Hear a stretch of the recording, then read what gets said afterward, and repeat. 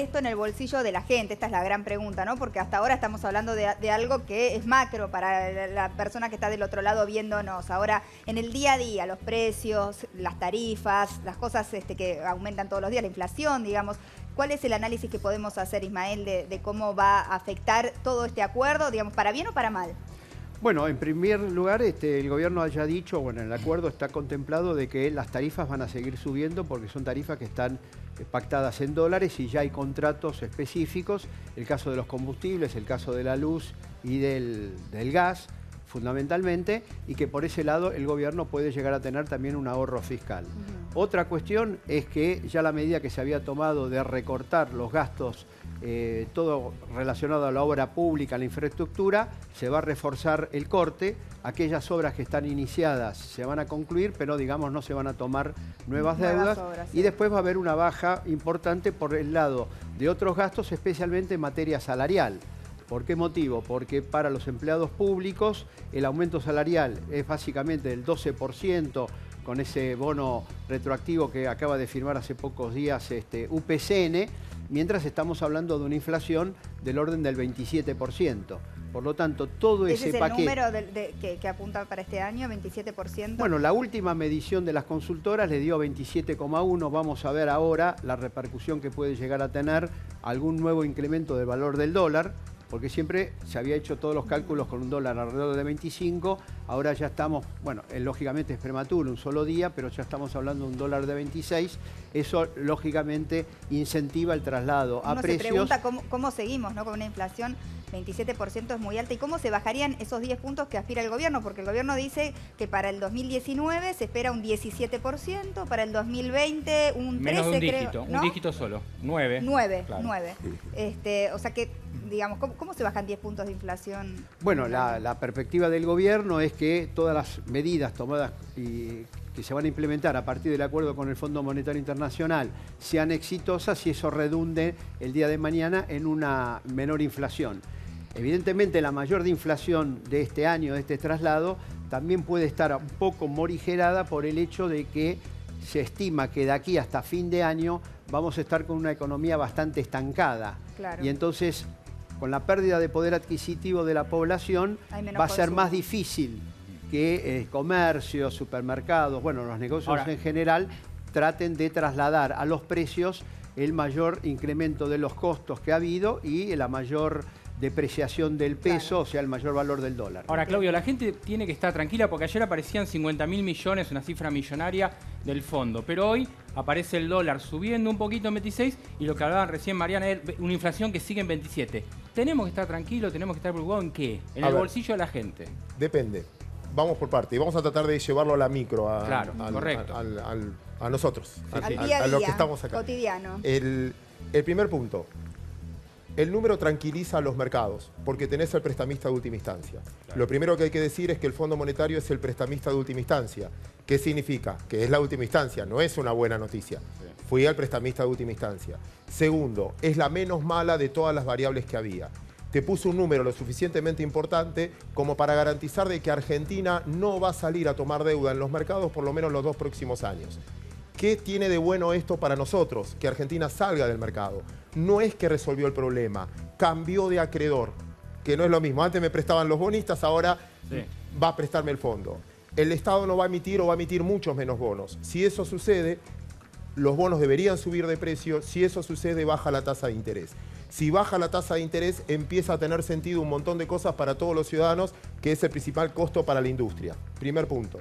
Pero no resolviste el problema.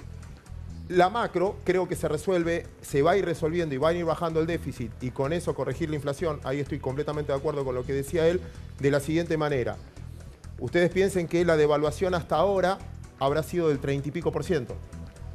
Pero a nuestros salarios este año van a subir con suerte un 20%. Con lo cual, el 60% del gasto público de salario, jubilaciones, pensiones y demás, terminan licuando con los ingresos del Estado.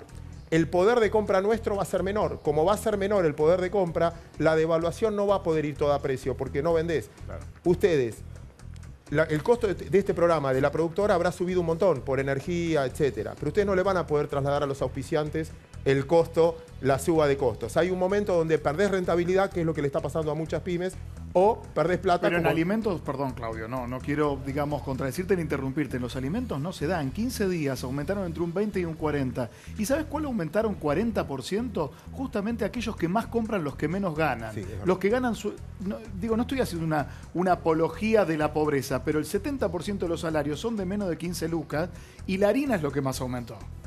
Que también es verdad, y es forma de condimento, pero no es el único condimento de la inflación, por eso acá hablamos quizás de números generales. Pero también hay muchas de las cosas que nos pasan son culturales nuestras, por nuestra forma de ser. Nosotros también. Ejemplo, voy a citar un ejemplo de un economista.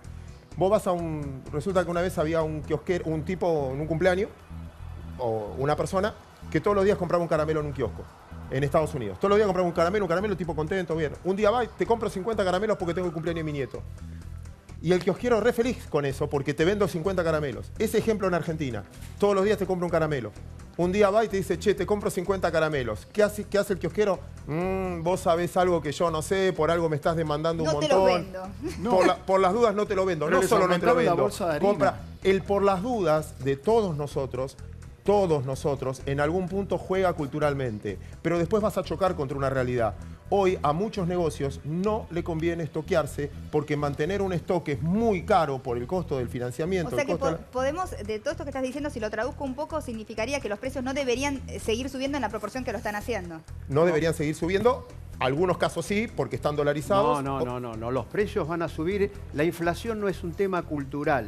Si el dólar sube, si las necesidades de la gente, Perdóname. Vamos a tener... El real subió de 3.10 a 3.90, hoy 3.80 por suerte, y la inflación es de 9 anual. Pero tomemos el caso de la Argentina. Tuvimos la devaluación de principio de año hasta ahora y hemos tenido un traslado a precios muy fuerte, a tal punto que el gobierno, que había previsto originalmente una inflación del 10, después la modificó al 15 y ahora ya se está hablando de una inflación del 27 y algunas consultoras están hablando de una inflación del 30. Lógicamente, no toda la devaluación se va a trasladar en la misma medida a los precios, pero en una alta proporción. Y cuidado con la próxima medición de pobreza en la Argentina, con la caída del salario real, con la caída de las jubilaciones también.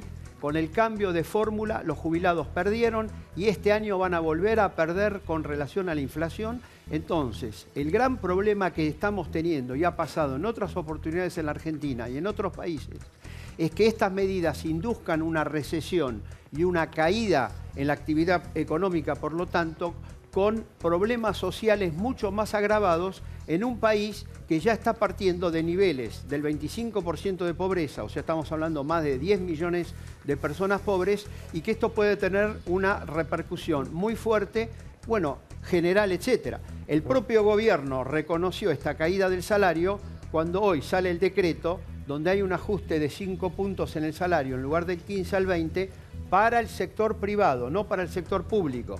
Por lo tanto, vamos a tener realmente un contexto recesivo. El problema del contexto recesivo es que anule gran parte de las propias medidas que quiere el gobierno, porque si hay mayor recesión, es muy probable que tengamos menor recaudación y eso, lógicamente, también va a poder afectar los propios niveles o compromisos de déficit fiscal. Y después, por último, quiero señalar lo siguiente. Los intereses de la deuda este año van a crecer. O sea que parte del ahorro fiscal que se hace por el lado de esta vía se va a perder por el lado de los mayores intereses de la deuda, porque los intereses de la deuda están contraídos en dólares y fueron presupuestados sobre la base de un dólar de 19,30. Con un dólar con 26 hay que reunir mayor cantidad de pesos para pagar esos intereses de la deuda. Y entonces vamos a tener por ese lado un mayor déficit fiscal, pero ya no un déficit fiscal vinculado a sectores sociales o que tiene que ver con la obra pública, porque esa es la que va a bajar, sino vinculado a todo el sector financiero. Entonces, cuidado con eso, porque en otros países muchas de estas medidas terminaron siendo anuladas por la recesión y por el